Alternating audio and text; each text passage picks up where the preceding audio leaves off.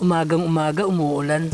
Pero syempre, hindi tayo magbe-bedlock ngayon. May mga nakasked kasi tayo i-deliver today. Pero pinili ko nga ay yung mga around SJDM lang. Dahil Sunday ngayon, kailangan ko rin makabalik agad ng bahay. So, ang problema na lang natin ay yung ulan. Buti na lang may na-order akong windbreaker. Napakamura lang nito. By the way, ito nga pala ang part 5 ng ating degreaser delivery. Ikot lang tayo sa malapit para mabilis din tayo makabalik. Yay! Ride kahit muulan! Bebenta pa rin tayo kahit muulan. Ayun, labo ah. Wait lang.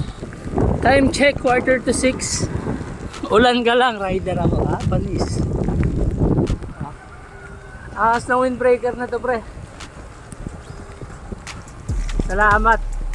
Dito ko nga pala na-order yung windbreaker ko. Pwede nyong i-check yung Facebook page nila kung meron kayong mga matipuhan. Orderin nyo na rin kaagad. Ang bilis din kasi maubos ng mga stocks nila. Pero ako kasi nagpa-reserve ako kaagad kahit wala pa silang stocks na ganito. So nung nagkaroon, sa akin na kaagad binigay. Dito nga pala ang una nating meet up sa Kipian. Solid na solid talaga kahit umaambon, dumating pa rin. 500 ml no?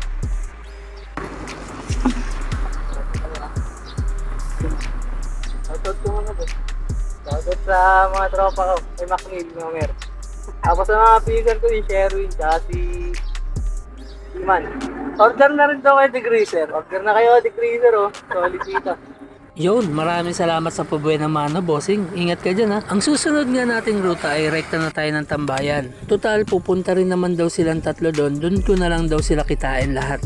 Gantong-ganto talaga tugtugan pag Sunday morning, no?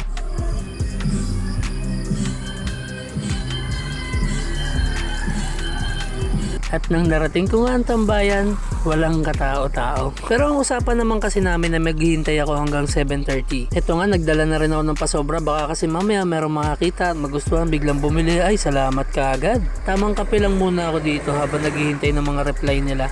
Pag di nyo binili to, inumin ko to. O yung kape ha, hindi yung degreaser. Kaso yun na nga, bigla sila nag-chat. Kala mo mga nag-usap-usap. Lumakas daw ang ulan sa lugar nila at hindi na sila makakatuloy. E di yun, niligpit ko na rin. Tapos tinignan ko na rin magagandang tanawin dito.